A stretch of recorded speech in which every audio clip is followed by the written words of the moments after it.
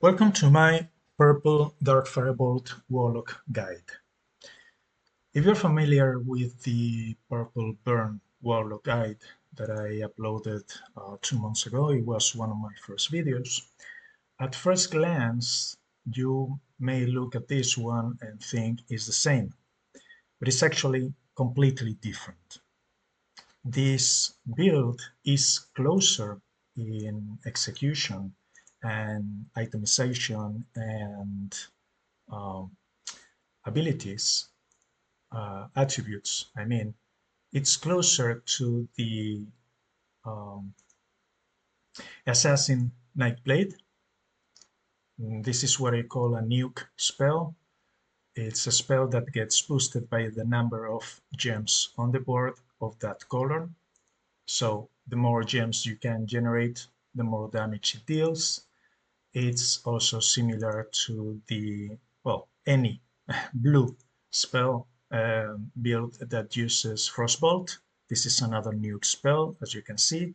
It adds damage for each blue gem on the board, or the um, Mercenary Searing Strike build that I uploaded also a video about.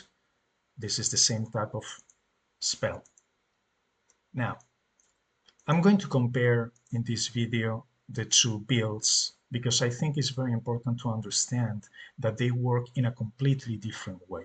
So this is the standard Purple Burn Warlock build with Tentacle Slap, Darkness, Dark Eyes, and Eldritch Blast. So how does it work? This is a tank build. You take the first hit, and then with Tentacle Slap together with the gem generation that you have from the 3 different generators, because Eldritch Blast is half a generator. When the enemy is already burning, it generates gems.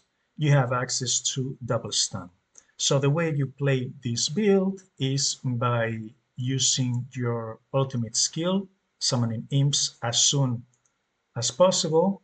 For that, it uses 4 pieces of the night set, so you can increase your the mana for your ultimate spell every time you cast a spell, and it also uses the Castly Crossbow to generate even more ultimate mana.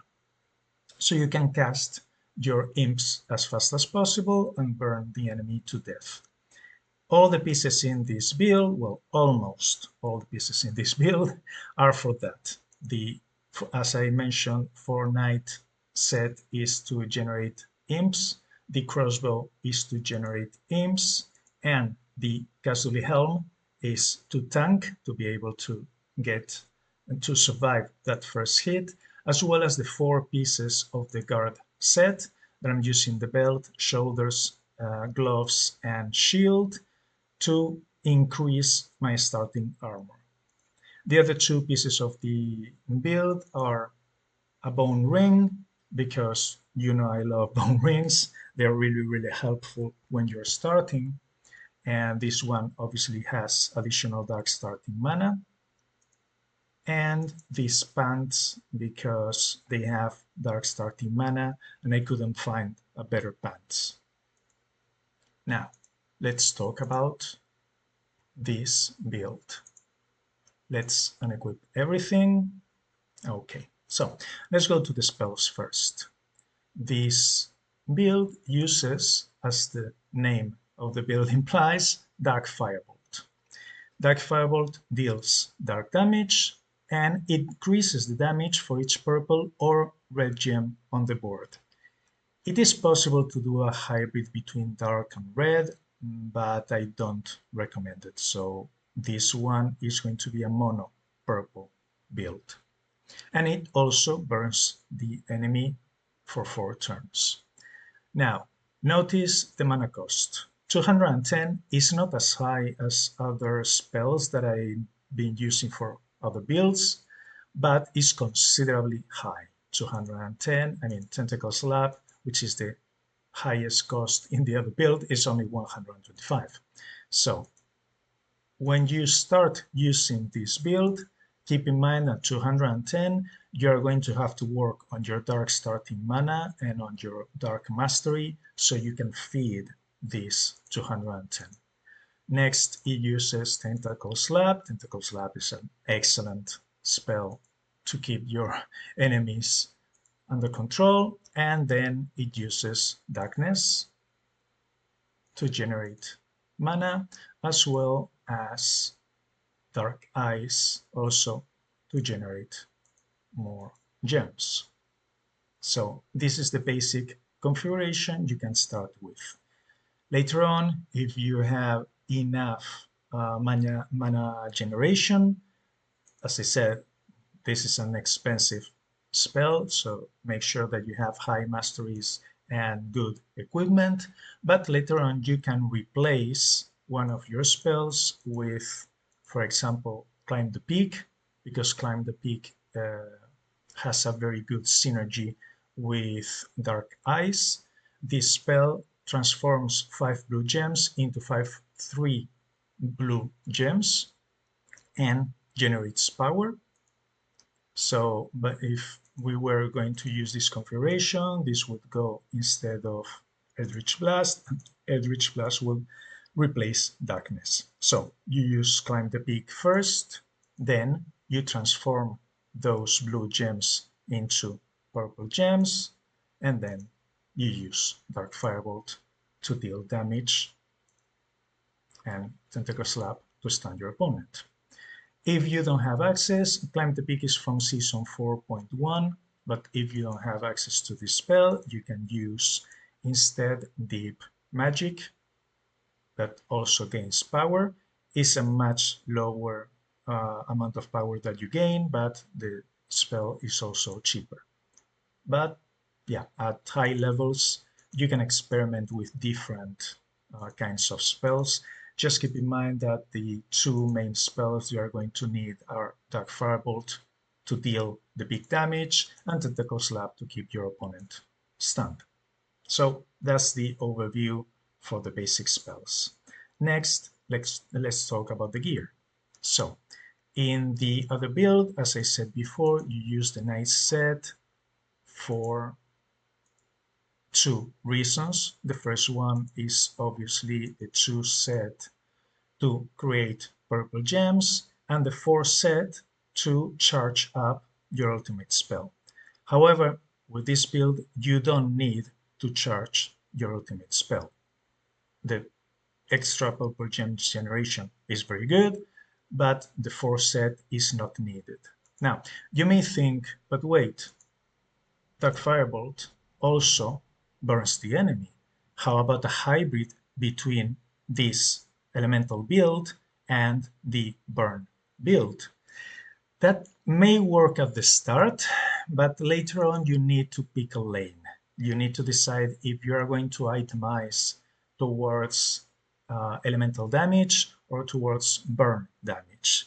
If you want burn damage, use my other build guide. If you want elemental damage, use this one. So whilst at the beginning it may be useful, soon enough you will realize this is not really working as intended. You need to pick a lane between one or the other. Now, what are the 2 best items that you can use? Number 1, the Nightband. No, no doubt about it. Gain dark damage bonus when matching 4 or more purple gems in one match. This ring will increase your dark damage just by matching gems, so this is the number 1. The second item that you can use from the set, it depends on what you have and what you want to use. Personally, I think that the boots are very good to use as secondary item, so you can free other slots like your weapon, because the Night Wand is not a very good weapon, or the helmet, because the Night Mask is not a very good mask either, or the cloak. The cloak is okay, especially in PvP if you are facing other purple opponents, but I think it's better to use the Ancient Dragon set for the chest slot. And finally, the amulet. The ability that it has is great if you have a physical build, but with an elemental build like this one is more an annoyance than anything else. So I'm going to use the boots for this one. Okay, but just two pieces of equipment so you can get the 2-set bonus. The 4-set bonus is not that useful for this build. Next, I'm obviously going to use a bone ring. I already explained it 100 times, so I'm not gonna repeat it here. If you can get a bone ring, either find it or craft it with your starting mana of your color. This is going to be great when you start any build. And next, let's talk about the belt. Any belt will work for you, really, but obviously the track belt is an excellent belt for elemental builds. This is the one I use for my Ice Shaman, but I'm going to use it here as well. Increases power if your speed is higher than the enemy. Now, remember that your boots increases your speed depending on your dark damage bonus. And your ring will increase your dark damage bonus every time you match gems. So you're going to be faster than your opponent most of the time. Next, the weapon. You can pretty much use any weapon with this. Obviously, any weapon that doesn't only work for physical builds. Like, for example, the Bloodfang Twin Blade is great for physical builds, but useless for elemental builds. But obviously, the two best weapons that you can use here are the Dragon King Axe. Remember that the Dragon King Axe is an extremely rare piece of equipment, and it's a pain in the ass to not to obtain, but to upgrade to maximum quality. And obviously, a good replacement for it is always the Runic Mace. I don't have any purple Runic Mace. I only have a red and a yellow one, but these are excellent substitutes in case you don't have a Dragon King Axe or you just don't want it. So for this one, I'm going to transform one of these just for the video into purple so I can show you how the bonus works. Let's go Runic set. Okay, let's take the red one. Yeah, this one's fine. Dark, refine. Okay, and let's go back to the character. I need a better Runic Mace, but so far I haven't been I haven't found any mythical one. Okay, and we're pretty much set. Everything else you can use, as I said, is negotiable. Now, for pretty much any monochrome build, I always recommend the Ancient Dragon set. I made a video about the Ancient Dragon set and how it works. Please watch it. And for this specific build, my recommendation is to go with the chest piece. I'm gonna use, yeah, I can use this, well, I'm gonna use this one. This is from my shaman, but it's okay. I can use this for this example. My recommendation, as I said, is to use the chest piece, which is the Mirror of the Forgotten, together with the arm piece, which is the vambraces of the Caged. You can find these items in seasons 3.1 and 3.2 respectively. These are the unique items. As you can see here is the Mirror of the Forgotten that you can only find in the caches, opening them with ancient coins. This is 3.1 for the chest piece and 3.2 for the vambraces of the cage, which is this item. I don't have any vambraces, so I'm going to use the helmet instead. So I'm going to use this one for the example. But as I said, my recommendation is to use chest and arm piece. And for the rest, yeah, whatever you have.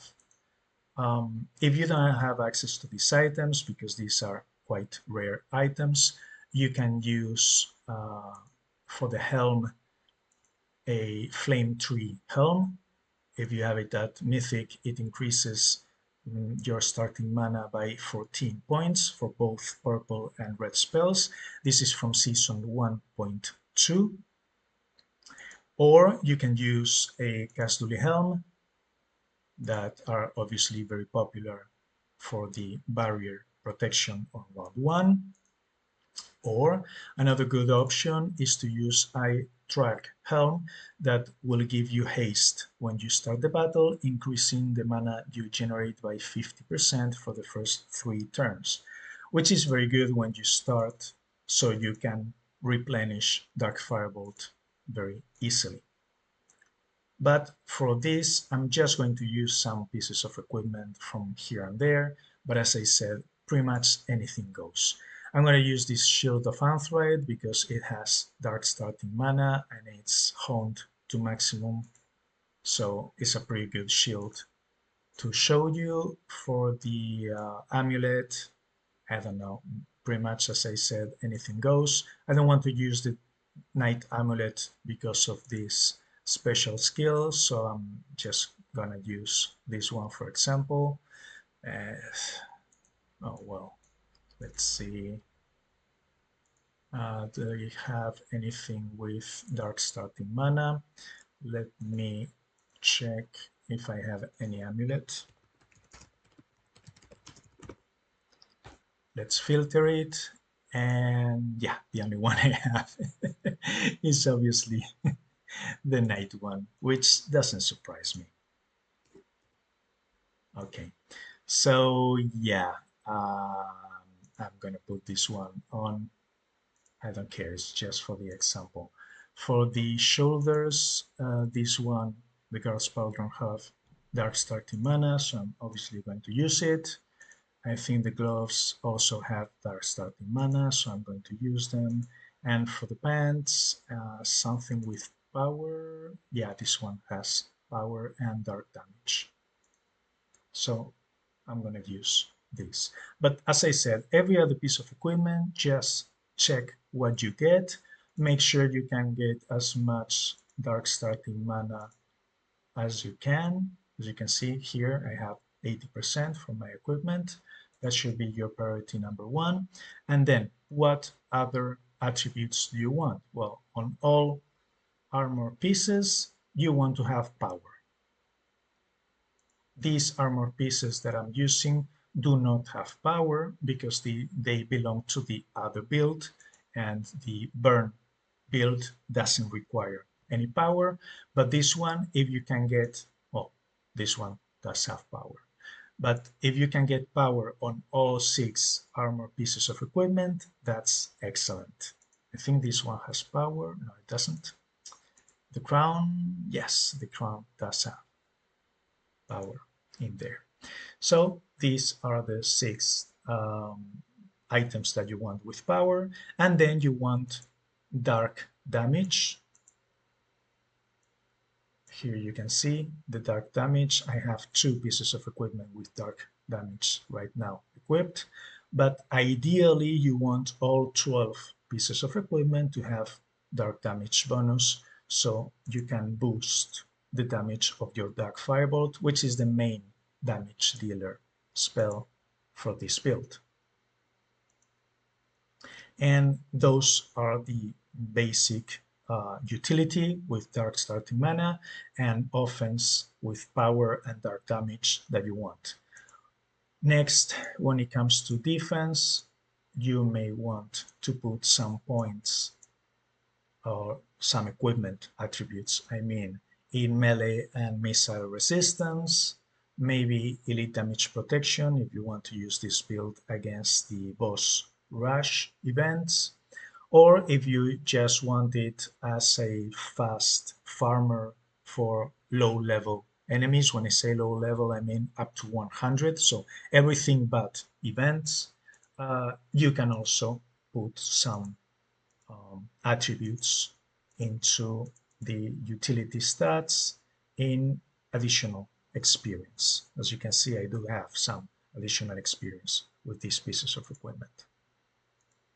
And finally, let me show you how it works. Well, one thing that I didn't mention at the start, but obviously in your tavern under the dark magic, you want to put all your points in dark mastery under this tab, because obviously that is going to boost not only the amount of mana you generate when you match gems, but also the dark damage of your spells.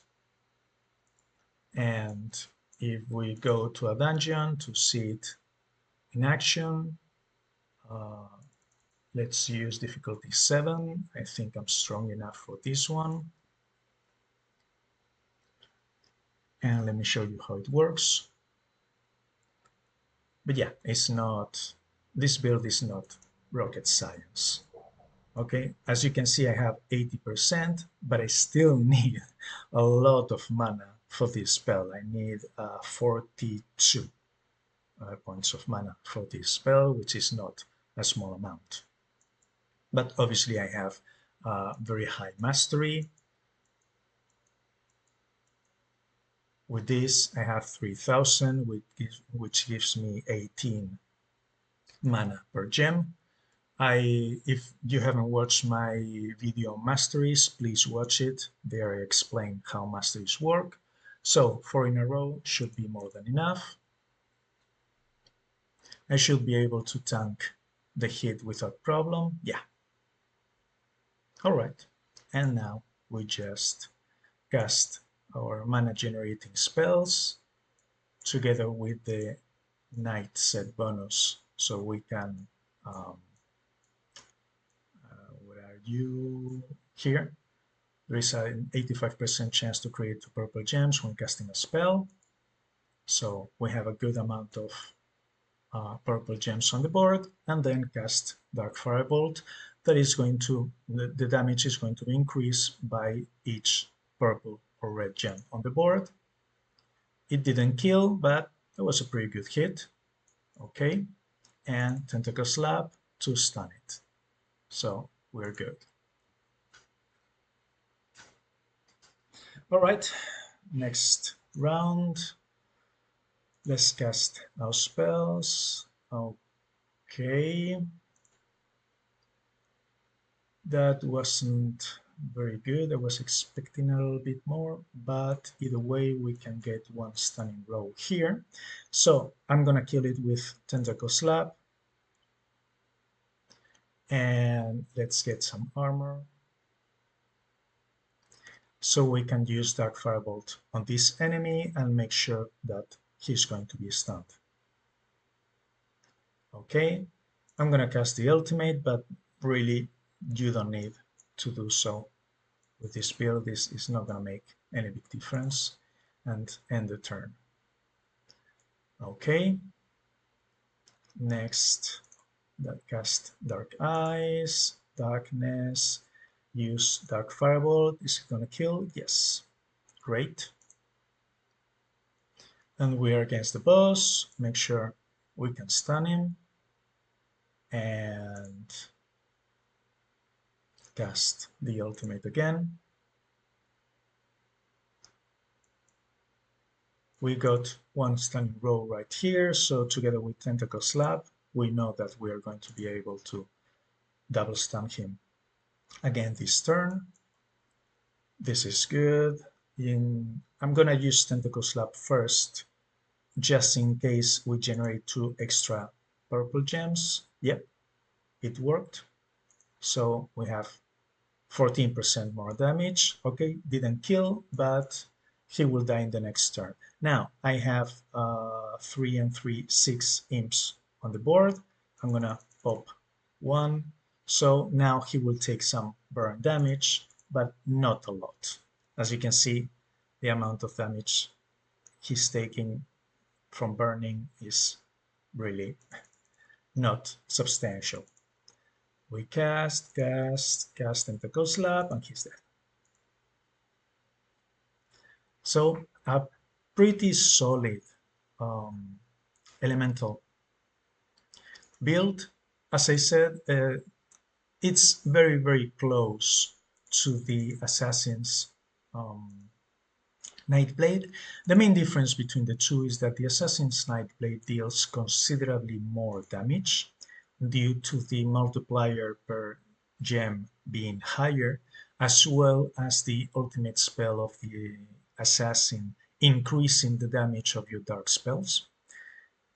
However, this one has access to Tentacle Slap, which is a stand on command spell that has more control. So whilst the Nightblade Assassin is can deal more damage, this one is more on the defensive side and allows you to survive a bit better. But let's not forget that Firebolt, if you have high level equipment, if you have a lot of power, here as you can see I only have 1200, so it's not going to deal a lot of damage. And for the dark damage I only have plus 19%, so obviously this is just a starter build, but when properly powered up, it deals a lot of damage and has the added value of Tentacle Slap that will keep you alive. And that's about this video. If you liked it, please like, comment, and subscribe, and thank you very much for watching.